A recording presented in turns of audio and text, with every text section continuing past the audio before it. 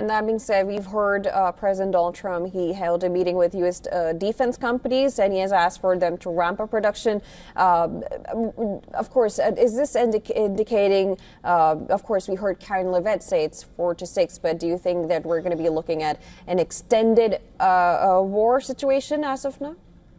From the U.S. side? Well, when presidents ask defence companies to ramp up production, as I've just said, it's usually about replenishing stockpiles. So especially precision missiles, air defence interceptors, drones, which are consumed very quickly in modern conflicts. And so the wars in Ukraine and the Middle East, for instance, have already shown how fast inventories can be drawn down. So it signals from Donald Trump to the Iranians a message of deterrence.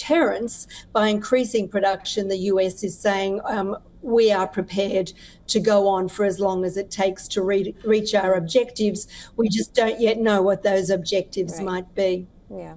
Also, that's, of course, another question of what the objective is, because we've been hearing U.S. say it was the missile sites, and it was the nuclear sites, and it was the regime change. There doesn't seem to be one particular goal what they have or the objective, and it's the same for what could it mean for Israel? Is there any goal that Israel's looking for?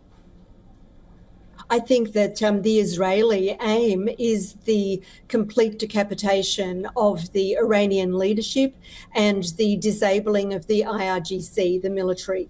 Israel has felt threatened for a very long time by Iran, and rightly so, because it is part of Iran's constitution that Israel should not exist. So when you have a powerful force like Iran, with multiple proxies that are all attuned to the destruction of the Israeli state, naturally that is going to be Netanyahu's end goal, is to dismantle and remove the threat that Israel is facing. Right. And talking of the forces of Iran, we talk about Hezbollah. Now, Hezbollah has been deployed, and they have now deployed their elite Radwan forces. This is according to some reports coming in.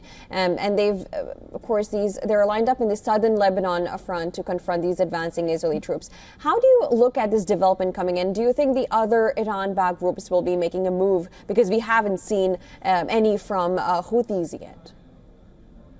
Well, never say never with the Houthis, but I think what we're seeing with the elite Hezbollah forces, which is what the Radwan force is, building up along the border, I think is an indication that they expect possible on-the-ground combat with Israeli forces. I don't think that can be counted out, not just rocket exchanges. So Radwan fighters are typically reserved for high-intensity fighting, so their deployment suggests that Hezbollah is preparing for close combat with Israeli troops rather than limited harassment attacks. So I think we should keep an eye on that situation. And back to the Houthis, they're most likely to act because they already have experience striking shipping, as we've seen over the past couple of years since the October 7 Hamas attacks on Israel. And they also have used missiles and drones against Israeli territory. So I think that the Houthis haven't yet been deployed. They're being kept in reserve, and Hezbollah is preparing.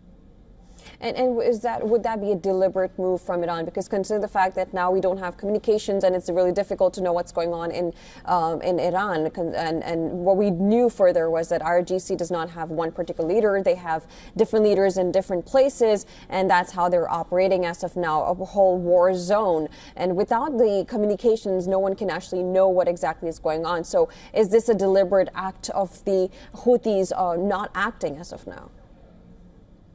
Well, that's difficult to know. Iran may be holding them in reserve. I mean, they're definitely an Iranian proxy, as is Hamas and Hezbollah. So, they will more likely than not be deployed. And you're right to say that the Iranian structure is decentralized. And this has been a very purposeful strategy on the part of the Iranian authorities, and it's all about regime survival. They've been preparing to survive, and that's what this is about. Right, and also we have another angle. Reports are emerging that the Kremlin has now been tactically supporting Iran in a war machine with the precise intelligence to. How do you assess this Russian involvement at a time where Russia is again in a battle with Ukraine on the other side? Well, I think that anything that happens to take attention away from Russian action in Ukraine would be welcomed by the Kremlin.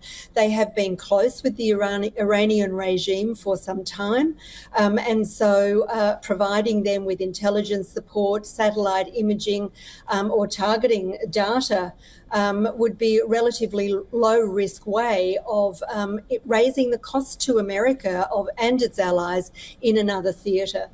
So, quite likely, and really from the Russian perspective, a useful thing to do. And would you think that other allies, such as China, could be soon involved, or we just see, because we've seen condemnation from China yet, but we haven't seen any kind of involvement as we see from Russia? Well, the Chinese will be much more subtle, I think, than Russia. They always are, but they are close to Iran. They have a lot of involvement and influence with the Iranian leadership. So don't count them out, but don't expect any public statements either. All right. Well, thank you so much for joining us, Lynn O'Donnell. That was author and journalist Lynn O'Donnell joining us from Australia. Appreciate your coming and giving your perspective on this. Thank you very much.